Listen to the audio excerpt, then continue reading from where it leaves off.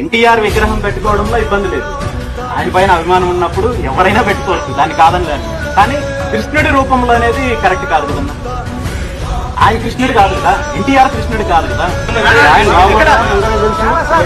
రామారావు అన్నప్పుడు రామారావు రూపంలో పెట్టండి. రామారావు అన్నప్పుడు రామారావు రూపంలో పెట్టండి. మీరు అనుకుంటే మీ ఇంట్లో పెట్టుకోవచ్చు, పబ్లిక్ గా పెట్టకూడదు కదా. మీరు అనుకుంటే మీరు ఇంట్లో పెట్టండి అన్న, ఇంట్లో పెట్టుకోండి, ఇంట్లో పెట్టుకోండి. పబ్లిక్ గా పెడతానంటే ఎట్లా కుదురుతుంది? ఇది పొరపాటు అన్న. రామారావు విగ్రహాన్ని కృష్ణుడి రూపంలో పెట్టడం అయితే మాత్రం యాక్సెప్ట్ చేసే పరిస్థితి ఉండదు. ఇది చాలా ఇబ్బంది అవుతుంది.